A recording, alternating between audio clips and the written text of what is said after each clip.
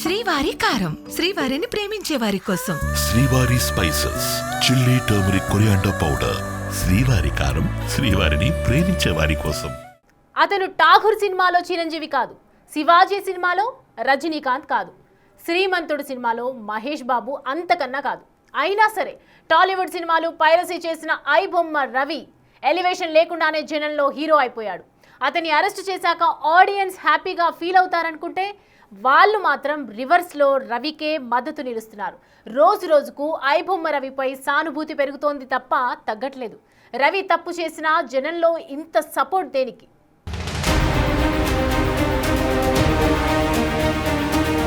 ఒక్క అరెస్ట్ తెలుగు రాష్ట్రాల్లో చర్చకు దారితీసింది.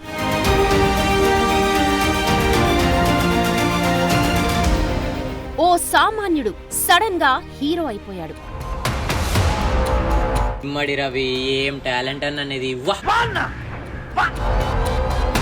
ఐబొమ్మ రవి అరెస్ట్ అయిన దగ్గర నుంచి ఇప్పటి వరకు అతనే ట్రెండింగ్ టాపిక్. పైరసీకి పాల్పడిన రవిని చట్టం అరెస్ట్ చేసినా ప్రజల నుంచి అతనికి వస్తున్న అనూహ్య మద్దతు వెనుక బలమైన కారణాలున్నాయి. ఈ మంది రవిని ఓ రాబిన్ హుడ్ గా ఎలివేట్ చేయడం, జనం అతనికి మద్దతుగా నిలబడ్డం అనేది కేవలం ఓ వ్యక్తికి సంబంధించిన విషయం కాదు. ఇది ఫిల్మ్ ఇండస్ట్రీకి, సాధారణ ప్రేక్షకులకు మధ్య పెరిగిన గ్యాప్ గురించి తెలియజేస్తోంది. అతని అరెస్ట్ గురించి పోలీసులు ఏం చెప్పినా, ప్రజల డేటా ప్రమాదంలో ఉందని ఎంత హెచ్చరించినా సరే పబ్లిక్ సపోర్ట్ మాత్రం రవి వైపే కనిపిస్తోంది. అది రోజు రోజుకి పెరుగుతోంది. సో పబ్లిక్ అర్థం చేసుకోవాలి. ఈ రోజు ఏదో మనము ఫిలిం చూస్తాను అనుకోవడానికి లేదు. దాని వెనక కూడా ఒక డార్క్ ఫేస్ ఉందని చెప్పి తెలుసుకోవాలి.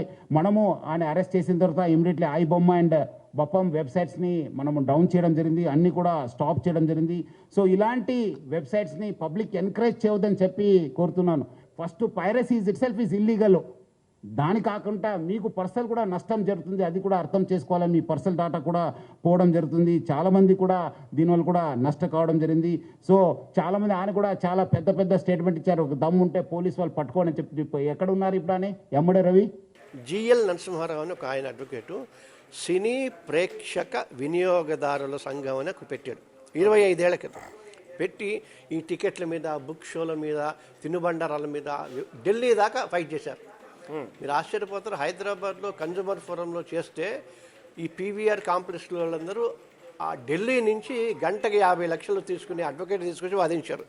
అంటే ఎంత డబ్బు ఉంటుందో మీరు ఆలోచించండి. ఇప్పుడు రవికి పెరిగే ఆదరణ అంది. పోలీసుల వర్షన్ ఇలా ఉంటే ఐబొమ్మ రవి అరెస్ట్ గురించి, సినిమా పైరసీ గురించి జనం ఏమంటున్నారో ఒక్కసారి చూస్తే తేడా ఇట్టే అర్థమైపోతుంది. పేద కుటుంబాలు ఉంటాయి, ఇంకా కూలి పని చేసుకునే వాళ్ళు ఉంటారు. వాళ్ళందరూ అంతంత టికెట్ కొనలేరు. సో ఈ ఇమ్మడి రవి చేసిన పని అయితే చాలా మంచిదే. కాకపోతే ఈ పైరసీ అనేది రాంగ్. ఏంటంటే ఒక సినిమా దొంగతనం చేసి మనకి ఇవ్వడం అనేది అది తప్పే, కాదని అన్నాం. ఐబొమ్మ రవి ముందే చెప్పింది కదా, నేను ఎంచుకున్న మార్గం తప్పే కానీ నేను చేసేది మంచి పని అని చెప్పింది. డబ్బు ఉన్నాడు 10 మందే ఉన్నారు, డబ్బు లేని వాళ్ళు 90 మంది ఉన్నారు. మరి 90 మంది మీరు 7,000 టికెట్ల రేట్లు పెంచి సినిమా చూసేటప్పుడు మరి పాప్కార్న్ కొనుక్కోవాలన్నా, సమోసా కొనుక్కోవాలన్నా, వందల కూల్ డ్రింక్స్ కొనుక్కోవాలన్నా 100 పెంచి మరి సగటు మధ్యతరగతి మనిషి ఎట్ట చూస్తాయి కొనుక్కోని. ఐబొమ్మ రవి ఎందుకురా ఇతన్ని ఇంతలా ట్రోల్ చేస్తున్నారు? ఇన్ని రోజులు ఇతను ప్రొవైడ్ చేసిన ఫ్రీ సర్వీస్ ఐబొమ్మ వెబ్సైట్ ప్రతి ఒక్కరు యూజ్ చేసుకున్నారు. ఒప్పుకుందాం, ఇతని కారణంగా సినీ ఫీల్డ్ చాలా వరకు లాస్ అయింది అని. But in the same way అంత ఖర్చు పెట్టి టికెట్ కొనలేక మూవీ చూడలేని వాళ్ళు కూడా ఇతని కారణంగా మూవీ చూడగలిగారు. ఇది కూడా ఆలోచించాలి కదా. ఇలాంటి టాలెంటెడ్ పీపుల్ని అరెస్ట్ చేసి జైల్లో కూర్చోబెడితే ఇంకో 10 సంవత్సరాలు కూడా అదే చెప్పుకుంటూ ఉంటాం, India is still developing country అని. And there is no change in that.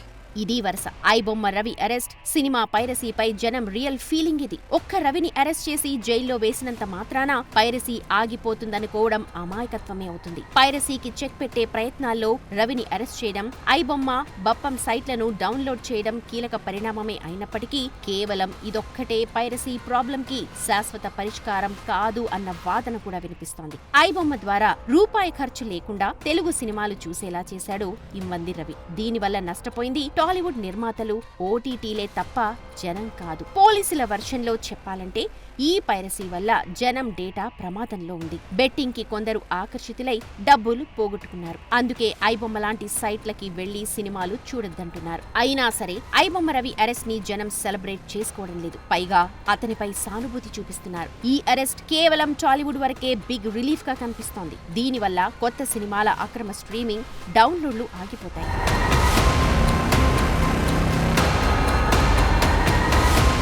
ఇక్కడ అర్థం చేసుకోవాల్సింది ఏంటంటే పైరసీ అనేది ఒక్క రవి అరెస్టుతోనో, ఐబొమ్మ, బప్పం లాంటి 1-2 వెబ్సైట్లు డౌన్ చేయడం వల్ల తీరిపోయే ప్రాబ్లం కాదు. ఇదంతా తాత్కాలికమే. పైరసీ భూతాన్ని అంతం చేయటం ఎవరి వల్ల కాదని పోలీసులే చెప్తున్నారు. హోంశాఖ కార్యదర్శిగా ఉన్న సీనియర్ ఐపీఎస్ అధికారి సివి ఆనంద్ కూడా దీనిపై రియాక్ట్ అయ్యారు. హ్యాకర్లు, హ్యాకింగ్ అనేవి కొనసాగుతూనే ఉంటాయి అని ట్వీట్ చేశారు. ఒక్కరిని అరెస్ట్ చేసినంత మాత్రాన పైరసీ ఆగిపోదని, అతని స్థానంలో మరొకరు వస్తారన్నారు.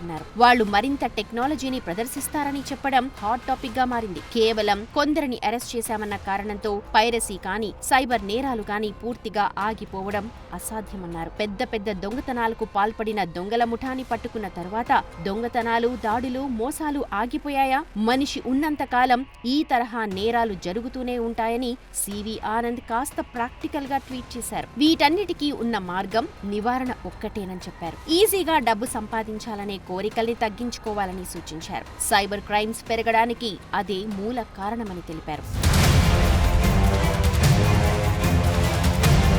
ఒక్క సివి ఆనంద్ ట్వీటే కాదు, మరో ఎగ్జాంపుల్ కూడా ఉంది. అవినీతి ఆరోపణలతో లంచం తీసుకుంటూ పట్టుబడ్డ టేక్మల్ ఎస్ఐని ఏసీబీ అరెస్ట్ చేసింది. దీనిపై తెలంగాణ డీజీపీ శివధర్ రెడ్డి రియాక్ట్ అయ్యారు. ఎస్ఐ ఏసీబీకి పట్టుబడ్డంపై ఆయన ట్వీట్ చేశారు. అందులో ఈ విషయంలో ప్రజలు సంబరాలు చేసుకున్న తీరుని ప్రముఖంగా ప్రస్తావించారు. ఎస్ఐ అరెస్టుపై జనం సంబరాలు చేసుకోవడం చూస్తుంటే వాళ్లు పోలీసుల నుంచి పారదర్శకత, నైతికత, సేవ ఆధారిత పోలీసింగ్ ని కోరుకుంటున్నారన్న విషయం అర్థమైందన్నారు. ప్రతి ఒక్కరూ బాధ్యతతో మెలగాలని సూచించారు. టేక్మల్ ఎస్ఐ లంచం తీసుకుని తప్పు చేశాడు, ఏసీబీకి దొరికాడు, జనం సంబరాలు చేసుకున్నారంటే ఓ అర్థముంది. ఐబొమ్మ రవి కూడా తప్పు చేశాడు, చట్ట ప్రకారం జైల్లో ఉన్నాడు. కానీ ఇతని విషయంలో జనం స్పందిస్తున్న తీరు మరోలా ఉంది. అక్కడ ఎస్ఐ చేసింది తప్పే, ఇక్కడ ఐబొమ్మ రవి చేసింది తప్పే. కానీ రవి ఒక్కడే ఎందుకు ప్రజలకు హీరోగా కనిపిస్తున్నాడు అన్నదే ప్రశ్న.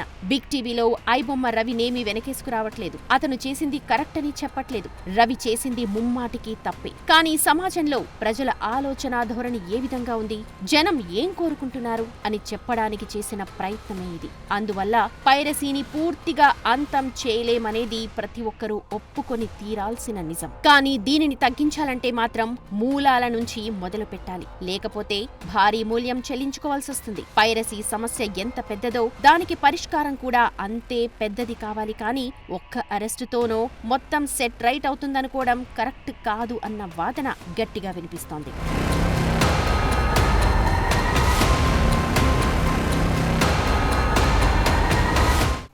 ఈ మంది రవి లాంటోళ్ళని ఎంత మందిని అరెస్ట్ చేసినా, ఐబొమ్మ లాంటి ఎన్ని సైట్లని డౌన్ చేసినా వాడిపోతే వీడు, వీడిపోతే వాడు అంటూ ఎవడో ఒకడు వస్తూనే ఉంటాడు. పైరసీ చేస్తూనే ఉంటాడు. జనం చూస్తూనే ఉంటారు. పోలీసులు మీ డేటా డేంజర్లో పడుతుందని చెప్పినా, దానివల్ల అనేక రకాలుగా నష్టపోయే ప్రమాదం ఉందని హెచ్చరించినా జనం వినే పరిస్థితి లేదని విషయం ఐబొమ్మ రవి ఎపిసోడ్తో క్లియర్ అయిపోయింది. ముఖ్యంగా టాలీవుడ్ సినీ నిర్మాతల కళ్ళు తెరిపించింది. అసలు ఈ స్థాయిలో పైరసీ జరగటానికి కారణం నిర్మాతలేనా? తప్పంతా వారిదేనా?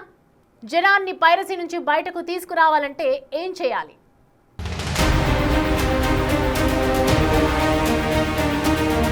ఐబొమ్మ కేసులో ఇమ్మంది రవి అరెస్ట్ అయ్యాక 2 అంశాల చుట్టూ ఈ ఇష్యూ తిరుగుతోంది. అవే సినిమా పైరసీ, మరొకటి డేటా ప్రైవసీ. సినిమాలు పైరసీ చేయడం ఎంత నేరమో, పైరసీ కంటెంట్ చూడడం కూడా అంతే నేరం. కానీ పైరసీని అరికట్టడం సాధ్యం కాదని అందరికీ తెలుసు. పైగా పైరసీ వెబ్సైట్లోకి వెళితే మన పర్సనల్ డేటా కూడా సమర్పించుకోవాల్సి ఉంటుంది. ఇది కూడా జనానికి తెలుసు. మీ డేటా ప్రమాదంలో ఉంది అని పోలీసులు చెబుతున్నా జనం అంతగా పట్టించుకోవడం లేదు. ఎందుకంటే డేటా ఎవరి దగ్గర లేదు అని విధానాన్ని క్వశ్చన్ చేస్తున్నారు. Movie tickets platforms, e-commerce websites, shopping, fintech, food delivery apps, ఇలా చెప్పుకుంటూ పోతే లిస్ట్ చాలానే ఉంటుంది.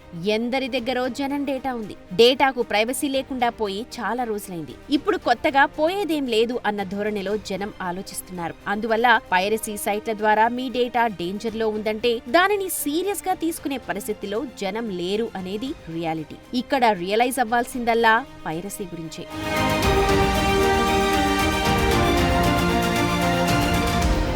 అరెస్ట్ తర్వాత ఇమ్మంది రవి ఆడియన్స్ లో హీరో అయిపోయాడు. ఇప్పుడు జనం అతనికి సపోర్ట్ చేస్తున్నారంటే పైరసీకి మద్దతు తెలిపినట్లే కదా. దీని వెనుక సామాన్య ప్రేక్షకుల ఆవేదన దాగుంది అన్న అభిప్రాయాలు వినిపిస్తున్నాయి. ఇమ్మంది రవికి సోషల్ మీడియాలో వస్తున్న సపోర్ట్ తెలుగు ఫిల్మ్ ఇండస్ట్రీని, పోలీసులను ఆశ్చర్యానికి గురిచేస్తోంది. చట్టపరంగా రవి చేసింది తప్పే అయినప్పటికీ సామాన్య ప్రజలు మాత్రం అతని వైపు స్టాండ్ తీసుకుంటున్నారు. ఐబొమ్మ రవికి జనంలో ఇంత సపోర్ట్ రావడానికి అనేక కారణాలున్నాయి. అందులో మొట్టమొదటిది విపరీతంగా పెరిగిన సినిమా టికెట్ ధరలే. ముఖ్యంగా పెద్ద హీరోల సినిమాలు విడుదలైనప్పుడు పండగ సీజన్లలో టికెట్ ధరలు సామాన్యుడికి అందుబాటులో లేకుండా పోతున్నాయి. నలుగురు సభ్యులున్న ఓ కుటుంబం థియేటర్ కి వెళ్లి సినిమా చూడాలంటే టికెట్లు, ఇంటర్వెల్ స్నాక్స్ కలుపుకొని తక్కువలో తక్కువ 2,000 రూపాయలు ఖర్చవుతోంది. ఓ మధ్యతరగతి కుటుంబానికి ఇది చాలా పెద్ద భారం. సినిమా ప్రతి ఒక్కరికి అందుబాటులో ఉండాలని జనం భావిస్తారు. టికెట్ రేట్లు పెంచడం వల్ల సామాన్యులకు ఆ వినోదం దూరమవుతోంది. అందువల్ల టికెట్ ధరలు, స్నాక్స్ రేట్లు తగ్గించండి, మేమే థియేటర్ కు వచ్చి చూస్తాం అన్న వాదన ప్రేక్షకుల నుంచి బలంగా వినిపిస్తోంది. రవి మీద పోలీసులకు కంప్లైంట్ ఇవ్వడం మీద పెట్టిన శ్రద్ధ ముందు టికెట్ రేట్లు తగ్గించడం మీద పెట్టాలని ఆడియన్స్ డిమాండ్ చేస్తున్నారు.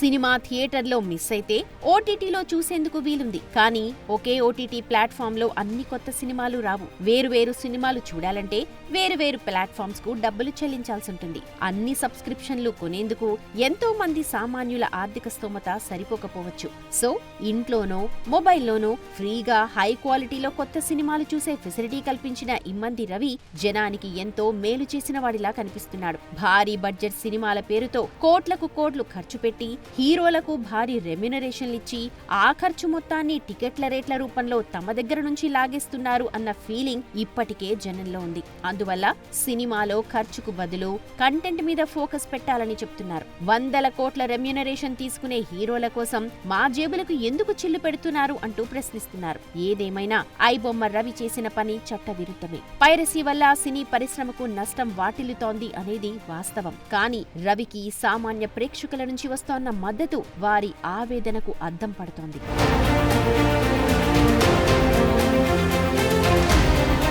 ఐబొమ్మ ఎపిసోడ్తో అర్థం చేసుకోవాల్సిన విషయం ఒకటే. పైరసీ అనేది ఓ వ్యక్తికో వెబ్సైట్ కో సంబంధించింది కాదు. అదో నెట్వర్క్. ఒక ట్రెండ్ బ్లాక్ అయితే మరో పేరుతో పదుల సంఖ్యలో మిర్రర్ సైట్లు పుట్టుకొస్తాయి. ఐబొమ్మ కాకపోతే దాన్ని మించిన బామ్మ సైట్లు పుట్టుకొస్తాయి. ఇప్పటికీ ఐబొమ్మ లాంటి సైట్లు ఒక్క క్లిక్ దూరంలోనే ఉన్నాయి. సినిమాలు పైరసీ చేయడానికి డిసైడ్ అయినోడు ఎప్పటికప్పుడు కొత్త టెక్నాలజీతో అదే పనిలో ఉంటాడు. పోలీసులు, ఇతర దర్యాప్తు సంస్థలు వారిని పట్టుకునే లోపే ఎస్కేప్ అయ్యేందుకు ఓ మార్గం రెడీగా ఉంటుంది. జనం పైరసీ సినిమాలు చూసినంత కాలం దానికి ఏదో ఒక సైట్ అందుబాటులో ఉంటూనే ఉంటుంది. థియేటర్లలో వేల రూపాయలు ఖర్చు చేసి పెట్టే సినిమాలు చూడటం కన్నా ఫ్రీగా మూవీ కంటెంట్ చూడాలనుకునే ఆడియన్స్ సంఖ్య ఎక్కువ. అందువల్ల ఎవరో ఒకరు ఏదో ఒక పేరుతో పైరసీ వెబ్సైట్లు క్రియేట్ చేస్తూనే ఉంటారు. ఒక్క ఐబొమ్మని బ్లాక్ చేసినంత మాత్రాన పైరసీ ఆగదు. ఇమ్మంది రవి అరెస్టుతోనూ పైరసీ నెట్వర్క్ చైన్ తెగిపోదు. కేవలం టికెట్ ధరలు తగ్గించడం,